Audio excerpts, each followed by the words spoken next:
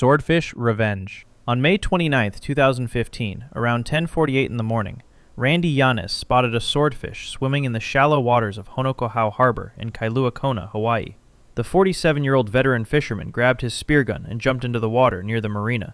He fired at the fish, injuring it with his spear. The wounded swordfish thrashed violently in the shallow harbor. Then, the massive predator turned and charged directly at Randy. The fish's bill, an elongated bony rostrum extending from its snout, impaled Randy in the upper chest. Bystanders witnessed the attack and immediately called 911.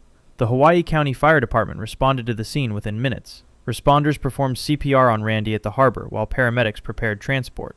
He was rushed to Kona Community Hospital with a chest wound. Medical staff attempted to save him, but the bill had penetrated his chest cavity. Randy was pronounced dead at 11:30 a.m., only 42 minutes after the attack began. Scientists later speculated the swordfish may have been ill or disoriented in the shallow harbor, displaying pure defensive behavior when wounded. Sturgeon strike. On July 2, 2015, during mid-afternoon, a family was boating and fishing on the Suwannee River near Fanning Springs, Florida. Jalen Rippey, a 5-year-old child, was on the boat with his mother and brother enjoying the recreational outing. The river was known for Gulf sturgeon during migration season, but the fish were protected and posed no hunting threat. A massive Gulf sturgeon suddenly leaped from the water in a vertical motion. The armored fish, measuring over 8 feet in length and weighing up to 200 pounds, emerged completely from the river.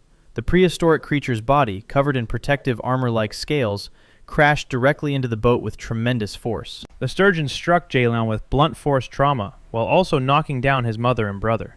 Emergency responders rushed to the scene after receiving the distress call.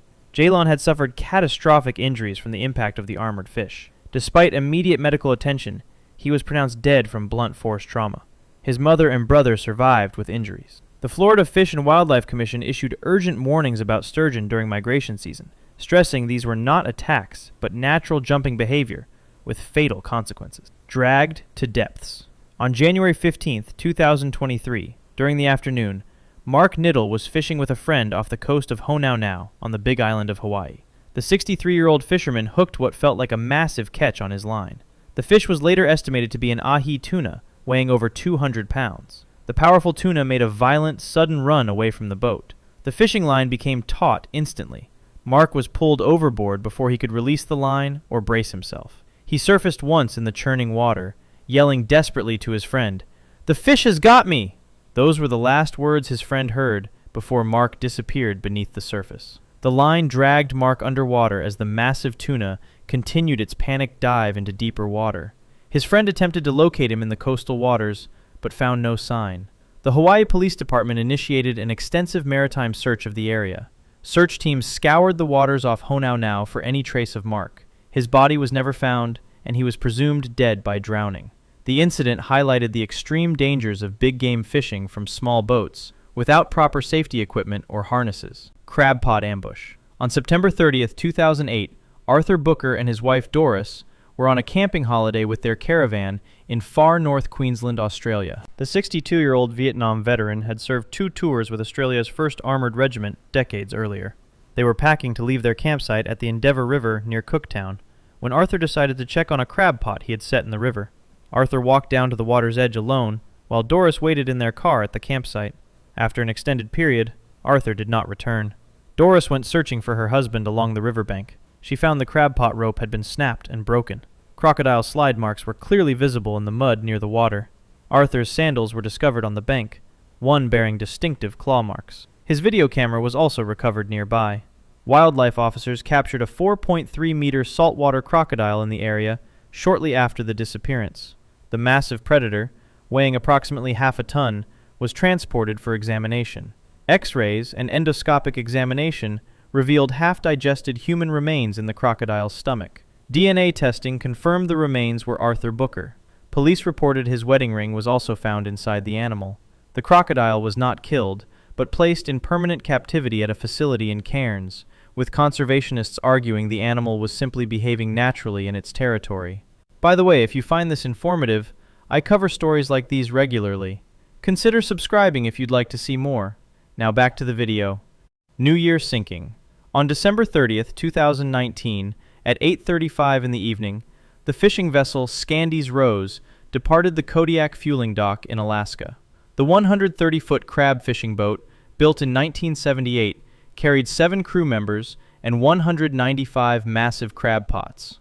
Captain Gary Cobbin Jr., 60 years old, commanded the vessel with his son David Lee Cobbin, 30 years old, serving as crew. The National Weather Service had issued gale warnings and heavy freezing spray warnings for the Bering Sea, but the crew acknowledged the conditions and proceeded with their voyage. As the Scandies Rose navigated southwest along the Kodiak Island coast through the early morning hours of December 31st, ice began accumulating on the starboard side.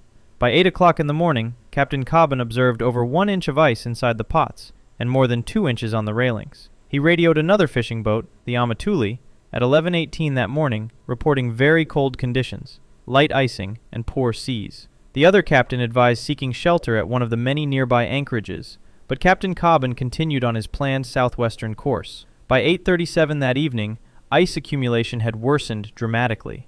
The boat developed a 20-degree list to starboard as asymmetrical ice buildup destabilized the vessel. Captain Cobbin changed course to find shelter from the weather, but this decision proved fatal. The course change exposed the already ice-laden starboard side to powerful Willowaw winds from the Aleutian Islands. Crew members struggled to move across the tilted deck as gravity pulled them downward.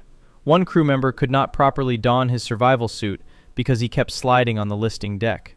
The generator shut off and lights went out, plunging the deck into complete darkness. The crew heard creaking steel, waves slamming into the listing hull, and the roar of rushing water.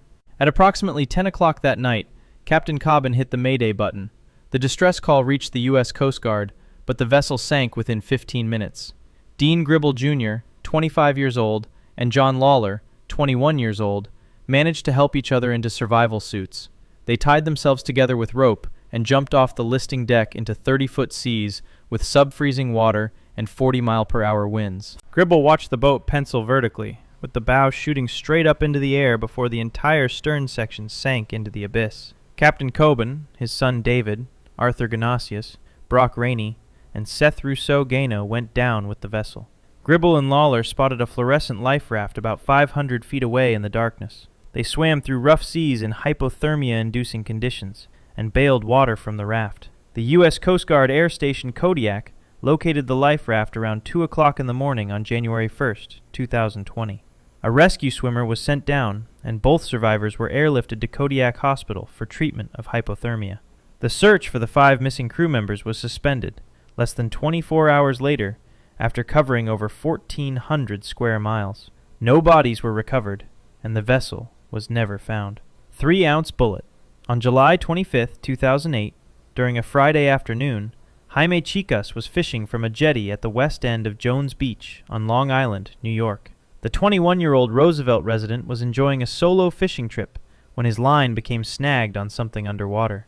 He pulled hard on the line, attempting to free his 3-ounce lead sinker from whatever had caught it below the surface. The sinker suddenly broke free from the underwater snag. The small lead weight rocketed back toward Jaime like a projectile launched from tension and release. The 3-ounce sinker struck him directly in the head before he could react. The impact caused severe head trauma and internal brain injury, despite the weight's small size. Jaime collapsed on the jetty as bystanders witnessed the accident. Emergency services responded to 911 calls and found him unconscious with catastrophic head injuries. He was transported to Nassau University Medical Center for emergency treatment.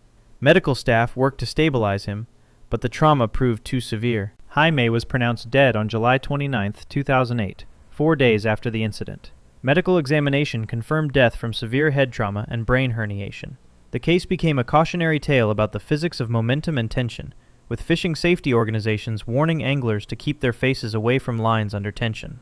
Lightning strike. On April 16, 2023, during a Sunday afternoon, Peter Strong and a friend were fishing from a small boat on the Indian River in Brevard County, Florida.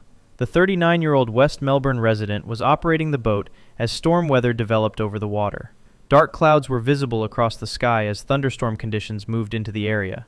Peter stood at the highest point on the boat, which had no protective T-top or cabin cover. A lightning bolt suddenly struck the vessel from the sky with devastating force. The direct strike hit Peter, causing immediate cardiac arrest as the electrical current passed through his body. His friend on the boat immediately began performing CPR in a desperate attempt to save him. An emergency call was made to Brevard County Fire Rescue while CPR continued. First responders arrived on scene and took over resuscitation efforts. Despite continuous CPR and emergency medical interventions, attempts to restart Peter's heart were unsuccessful. He was pronounced dead at the scene on the Indian River. The medical examiner listed the cause of death as lightning strike and resulting cardiac arrest. The incident highlighted the extreme danger of fishing in open water during storm season, with Peter's lack of protective covering leaving him completely exposed to the strike. Ignored warning. On September 22, 2020, during the afternoon, Tony Higgins, a 57-year-old local fisherman, was fishing from his boat at Granite Island near Port Elliot, South Australia. Severe weather and rough seas developed unexpectedly while he was on the water. His boat was in danger as conditions worsened rapidly. Tony called for help, and search and rescue responded to his distress call. Rescue personnel successfully extracted Tony from the dangerous situation and brought him to safety on land.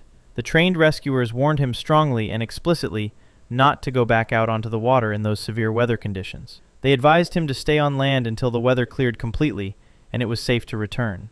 Despite the urgent warnings from professional rescue personnel, Tony decided to go back out within 24 to 48 hours to retrieve his boat. He ignored the severe weather warnings that remained in effect for the area. He set out alone in the dangerous conditions that had nearly killed him days earlier. When he was reported missing and overdue, search and rescue was called again. Days passed with no sign of Tony in the rough seas. His battered boat eventually washed up on shore near Granite Island.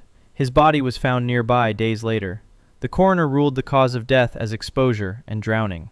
An inquest into his death was concluded in November 2025, examining whether protocols could have prevented the tragedy or whether Tony's choices were entirely his own. If this was informative, consider subscribing so you don't miss future content. Thanks for watching.